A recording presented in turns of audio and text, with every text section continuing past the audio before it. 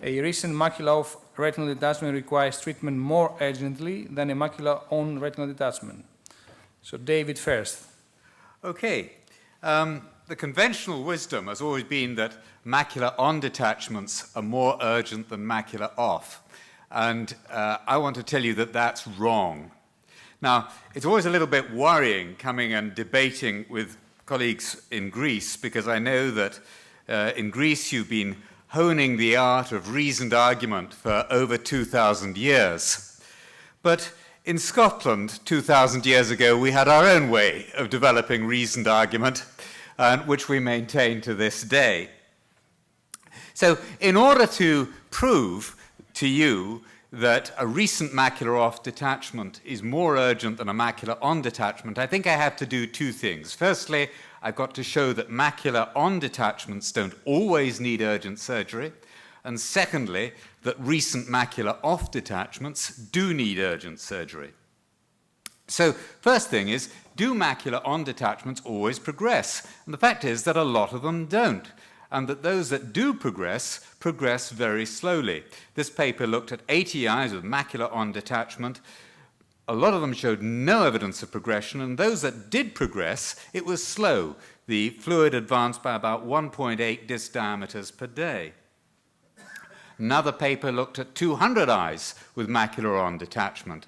45% of them had had that macula-on detachment for at least a week before presentation. And the surgery was delayed by over 24 hours in, again, nearly half of them. Despite all of that, only one out of those 200 eyes progressed to a macula-off detachment. Tom Williamson and his colleagues in St. Thomas's Hospital looked at nearly 1,000 macula-on detachments that had come through over 14 years. And they found you could predict the ones that were at high risk of progression. And they were exclusively, or almost exclusively, eyes with predominantly supratemporal detachments. So if you've got a predominantly nasal or inferior detachment, you can be absolutely confident that is not going to progress. And even if it does progress, all of those eyes achieved 6/12 vision or better. Can we prevent progression of retinal detachment? Well, Jan van Meurs and his colleagues in Rotterdam have done some interesting work doing serial OCT examinations of patients with macula-on detachments and posturing them. And what they showed, they looked at nearly 100 patients that were postured on the side of the detachment, and when the patient got up to go to the toilet or have a meal, they did an OCT, and they showed that the detachment progressed during the interruptions at a rate of about 150 microns per hour towards the fovea. But if you postured the patient, you essentially stopped the progression. In fact, it regressed slightly. Here's an example from one patient. You can see on the right-hand side at the top, that's how the patient presented. They were postured for a while, and you can see that that fluid regresses. They get up and move around, have breakfast, the fluid recurs a bit. So by posturing, you can reduce any risk of progression, having already demonstrated that that risk is very small. How critical is the position? The answer is not very. Jan and his group went on to fit accelerometers to patient's head to measure the patient's position and the movement of the head. And they found that what caused the progression of the detachment wasn't so much the position or the posture of the patient, but head movement. If you move your head, then the detachment tends to progress. So you've got to get the patients to take bed rest and not move their head, and then the detachment is very unlikely to progress. So first question is, have I demonstrated that macula-on detachments don't always need urgent surgery? Firstly, they don't progress very fast, with the exception of a few supratemporal detachments. Even if they do progress, the results of treatment are very good indeed, and we can prevent progression by posturing the patient, minimizing head movement. So I think I've proven that, the first question. Second question was, do macula-off detachments need urgent repair? I think it's fairly widely agreed that patients with a long duration of macula-off detachment over a week do worse than those with a short duration. But it's less clear within that week whether urgent surgery makes a difference or not. And this is based on papers by Ross and others from the 20th century. looking at the duration of the macular detachment, and he said very clearly that providing you treat it within the first week doesn't really make any difference whether you do it at 1 day, 2 days, or 4 days. However, a few years ago, Van Bussel and other co-workers did a meta-analysis. And they looked at about 1,300 papers on retinal detachment outcomes. They found 9 that discussed visual acuity outcomes.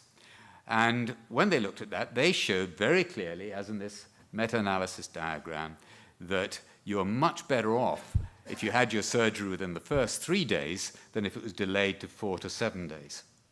There is a problem with this meta-analysis. It was exclusively scleral buckles. And as Lyndon was saying earlier this afternoon, over 90% of retinal detachments now are treated by vitrectomy. So we've got to think, is this applicable to vitrectomies? And for that, once again, we turn to the Beavers Uretina database. This now has data on over 7,000 retinal detachments. When looking at visual recovery, we're taking a rather smaller cohort of 2,000 eyes that were macula-off at presentation and were successfully reattached with 1 vitrectomy operation. And for these, we defined a good visual outcome as 6/18 or better. And if we divide these into quintiles by duration, so we've taken those 2,000 eyes and roughly 400 eyes in each of those bars, we see that there's a very significant difference between surgery in the first 3 days, 0, 1 or 2 days, compared to surgery at 3 or 4 days. And that difference then evens out a little bit after that. There's no difference between the 3rd and 4th quintile. The difference between the 2nd and 3rd quintile is only just significant.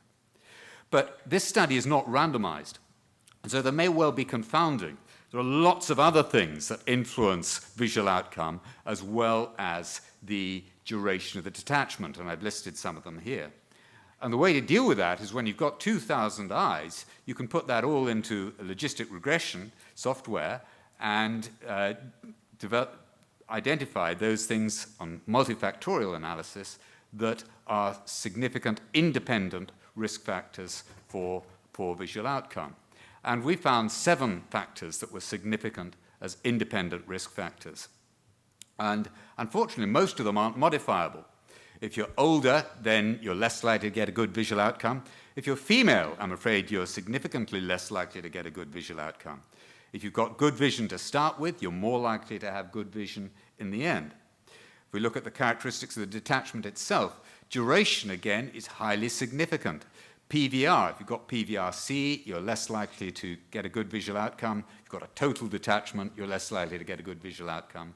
And if you've got any copathology, you're less likely to get a good visual outcome. But all of those, either gender, age, the PVR grade, total detachment, the only thing that's modifiable is the duration of visual loss. And so that's the thing we've got to concentrate on. If you want to improve visual outcomes after retinal detachment surgery, then early surgery is important. Well, you may say, well, that's just the Beavers Uretina database. Although there are a lot of numbers there, just one study. Is this an isolated finding?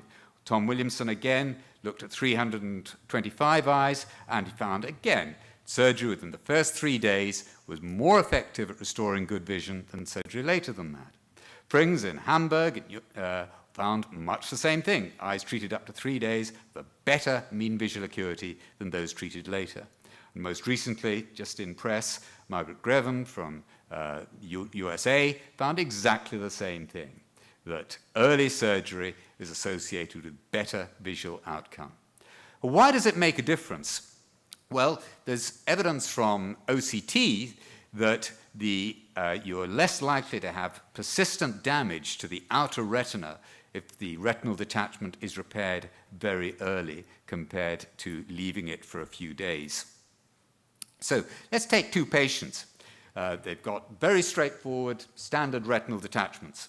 75-year-old pseudophakic detachment, single superior tear, visual acuity of counting fingers. One of them, they both present on a Friday. One of them gets surgery on the Monday, and his chance of recovering 6/12 vision is about 63%. The other gets surgery over the weekend, and their chance of recovering 6/12 or better vision is over 75%. So a significant difference. It means that we should really be trying to get the retina reattached as soon as possible after a retinal detachment affects the macula. So recent macula-off detachments do need urgent surgery. We know that multiple factors affect the final visual acuity after successful repair of a macula-off detachment, but the only one that we can modify is the duration of detachment.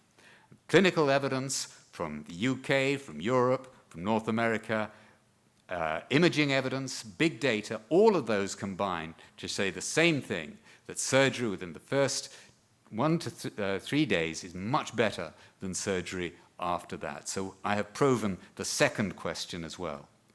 And when you cast your vote, do please remember Scottish reasoned argument. I know that Theo is very worried about this debate because he tried to poison me yesterday. He gave me this sort of white drink. It was clear water, and he poured something into it. And I'm pretty certain it was Dettol, potent disinfectant. So please, Chairman, don't let him poison me. Thank you very much. I'll protect you. So